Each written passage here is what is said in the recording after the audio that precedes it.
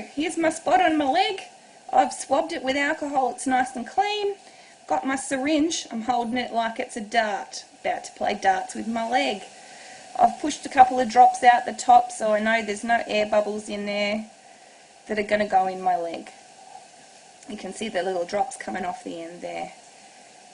Okay, so we going to hold our needle perpendicular to the leg, and we know we're on the outer quadrant of the thigh muscle here. We're at least one hand space above there and one hand space below the top of the leg.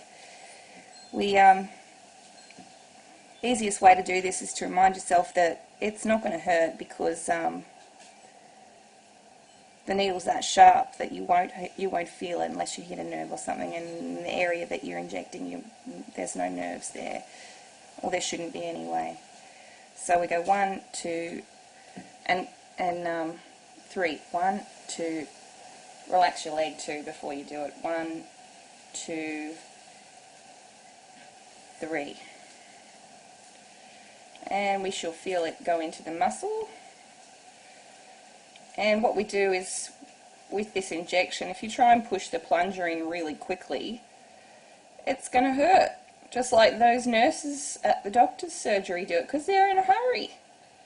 You're not in a hurry. You don't need to muck around and fire it in your leg at 100 miles per hour because you don't have to do another patient in 2 minutes. So take your time, and if it hurts, just back off pressing on the syringe plunger for a minute.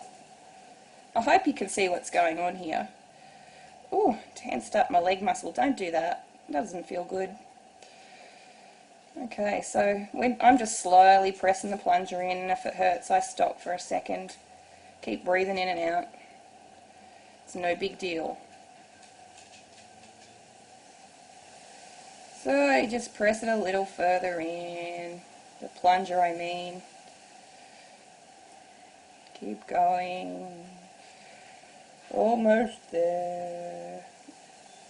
Go away, Betty. You're not invited to this B12 party. Keep your leg relaxed while you're pressing it in. You could go much faster if you wanted to, but again, it hurts when you do that, so why bother? There's no rush. So we're pressing on this plunger, and it's a real tricky one today. It's not even moving, so I have to give it a slightly stronger press. Oh, and I felt that going into my muscle.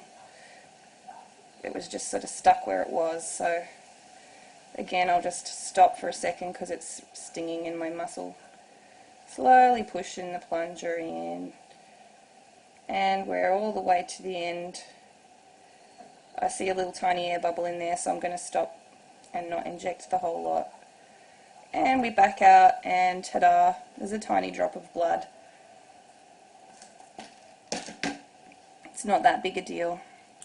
So we pop the lid on, take a second to press down to stop any little drop of blood.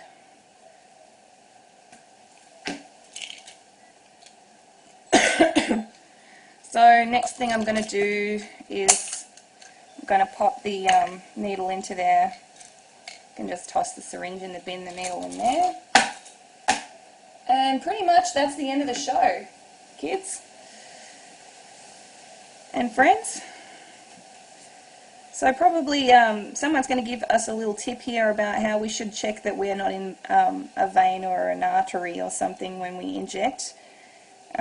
Perhaps they can give me some advice on how to do that. I think you need to draw the syringe plunger back a little bit before you inject the fluid to check that, but so far I haven't been able to get the plunger to move backwards when that happens. So either case, everything's fine there. If it's formed a little clot there already, and it's healing over very quickly, which is great. So all done.